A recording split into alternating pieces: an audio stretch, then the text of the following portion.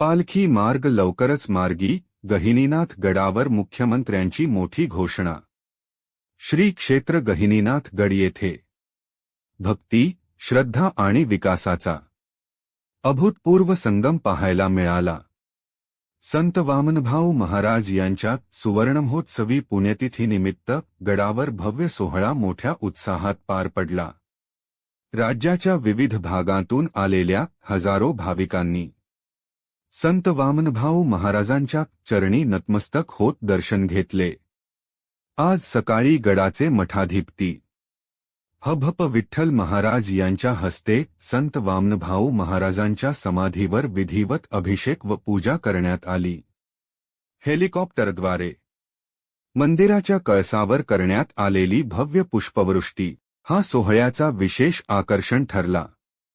या सुवर्णमहोत्सवी पुण्यतिथी सोहळ्यास महाराष्ट्र राज्याचे मुख्यमंत्री देवेंद्र फडणवीस यांनी प्रमुख उपस्थिती लावली।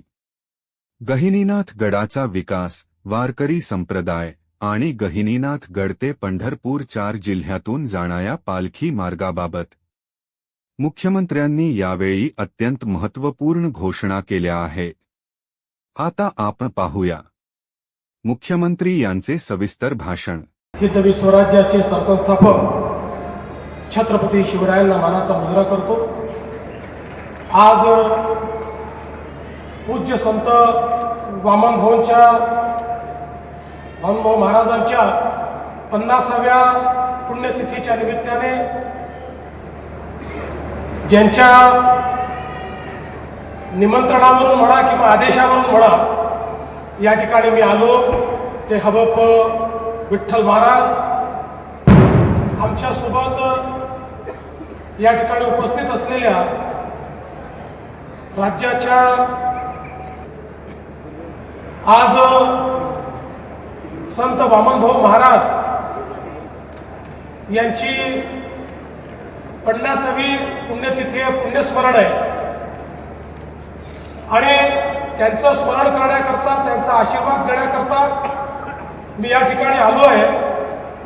पण आपल्यापैकी अनेकांचा गैरसमज असेल की विठ्ठल महाराजांनी मुख्यमंत्र्याला निमंत्रित केलं, मुख्यमंत्र्याला या ठिकाणी निमंत्रण नाही तर संत वामनभाऊ महाराजांच्या भक्ताला आणि गहिनीनाथ गडाच्या सेवकाला या ठिकाणी विठ्ठल महाराजांनी दिलेलं हे निमंत्रण आहे आणि त्याच पद्धतीनं या ठिकाणी मी आलो आहे। मला गडावरही येण्याची संधी मिळाली आणि जो सप्ताह होतो काही महिन्यांपूर्वी सप्ताह ते मला पोचण्याची त्या ठिकाणी जाण्याची एक संधी मिळाली।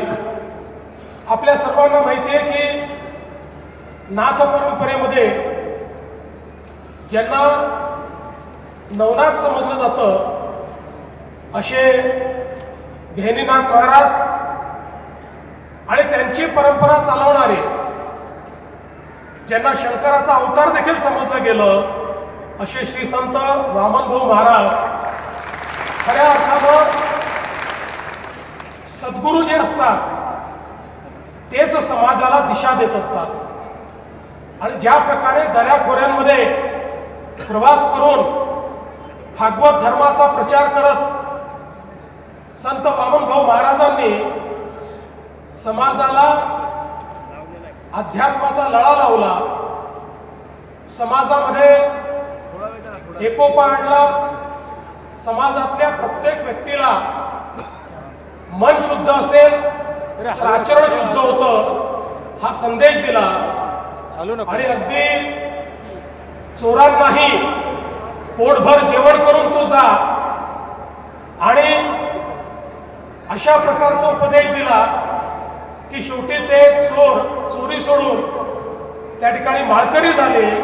अशा पद्धतीनं ज्यांचा समाजावर एक प्रकारे आशीर्वाद होता आणि असं म्हणतात की संत वामनभाऊंना वाचासिद्धी होती, ते जे म्हणायचे ते त्या ठिकाणी घडायचं आणि म्हणूनच अशा प्रकारचे ईश्वराचा अंश असलेले संत वामनभाऊ महाराज यांनी या गहिनीनाथ गडाच्या माध्यमातून खऱ्या अर्थानं समाजातल्या शेवटच्या व्यक्तीला ज्या प्रकारे कीर्तनातून आणि विचारातून उपदेश दिलेला आहे, मला असं वाटतं कितीही पिढ्या गेल्या तरी देखील तोच उपदेश महत्वाचा आहे, तेच कीर्तन महत्वाचं आहे, तेच नामस्मरण महत्वाचं आहे.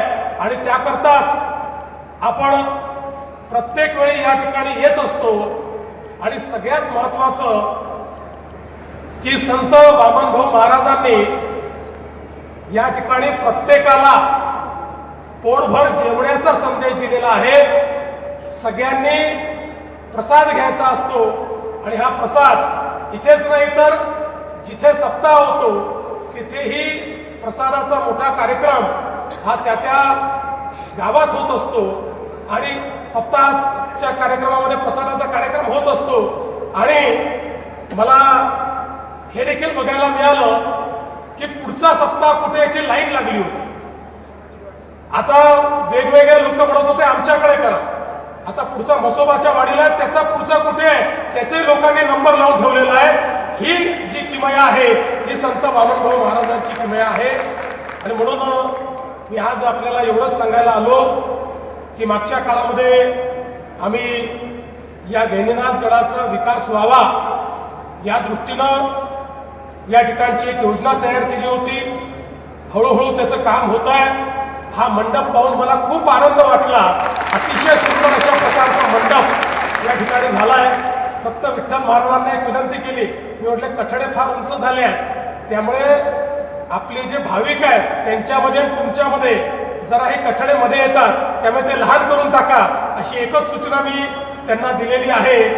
कारण आपल्याला माहिती आहे संतांमध्ये आणि भाविकांमध्ये कुठलाही भेद नसतो, त्यामुळे त्याच्यामध्ये अशा प्रकारचे कठडे असण्याचं कारण नाही, ते छोटे करता येतील अशा पद्धतीनं चांगलं काम चाललंय. अजून खूप काम करायचंय. आता पंढरपूरला देखील आपण जागा घेतलेली आहे. त्याही ठिकाणी आपण जी काही वारीच्या वेळी आता आपल्याला त्या जागा झालेली आहे. आणि मी आपल्याला एवढंच आश्वस्त करतो की पंढरपूरचा एक रस्ता करायचा आहे. विठ्ठल महाराजांनी मला वारंवार सांगितलेलं आहे की पालखी मार्ग जो इथनं जातो तो मार्ग झाला पाहिजे. तो मार्ग देखील आपण करू.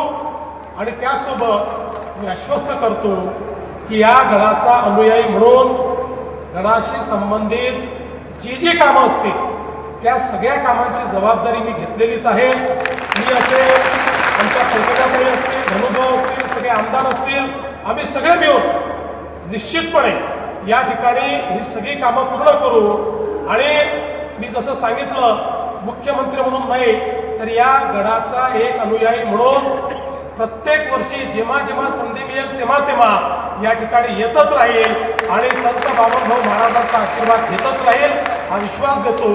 पुन्हा एकदा संत वामनभाऊ महाराजांचा या ठिकाणी आशीर्वाद घेतो. त्यांच्या आशीर्वादाने सन्मार्गाने चालण्याचं आणि प्रत्येकाच्या जीवनामध्ये परिवर्तन करण्याचं बळ हे आम्हाला प्राप्त हो अशी त्यांच्या चरणी प्रार्थना करतो.